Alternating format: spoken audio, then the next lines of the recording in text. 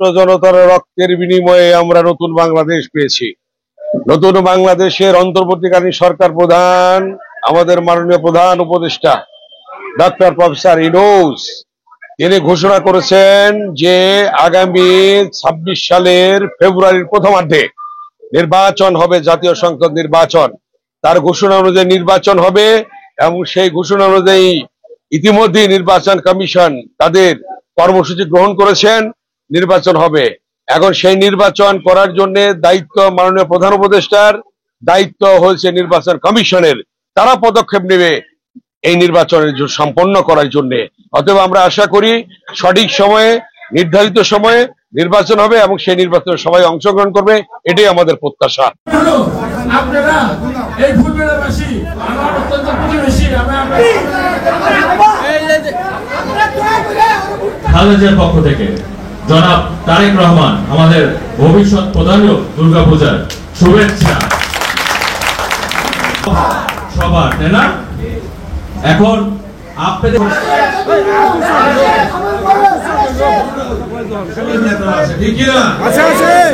আপনাদের সেবা করার জন্য আমরা কিন্তু সেবা আপনাদের সেবক।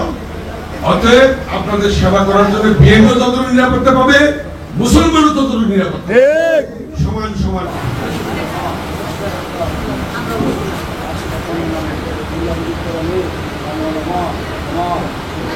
पुष्पे पुष्पे सुपुष्पे पुष्प संभावे पुष्पान्विते चरणे नमो नमो येषु सुचंदन बिल्लपत्र पुष्पांजलि महामाया दुर्गा देवी चरणे दीनबंधु जगतपते लोकेश्वर विद्याकांत राधाकांत नमो नमो नमो गंगा मंडला।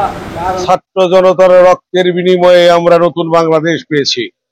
নতুন বাংলাদেশের অন্তর্বর্তীকালীন সরকার প্রধান, আমাদের মাননীয় প্রধান উপদেষ্টা ডক্টর প্রফেসর ইউনূস, তিনি ঘোষণা করেছেন যে আগামী ২৬ সালের ফেব্রুয়ারির প্রথমার্ধে নির্বাচন হবে, জাতীয় সংসদ নির্বাচন।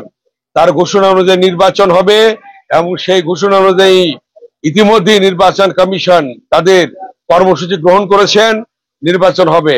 এখন সেই নির্বাচন করার জন্য দায়িত্ব মাননীয় প্রধান উপদেষ্টার, দায়িত্ব হয়েছে নির্বাচন কমিশনের। তারা পদক্ষেপ নেবে এই নির্বাচনের সম্পন্ন করার জন্য। অতএব আমরা আশা করি সঠিক সময়ে, নির্ধারিত সময়ে নির্বাচন হবে এবং সেই নির্বাচনে সবাই অংশগ্রহণ করবে, এটাই আমাদের প্রত্যাশা।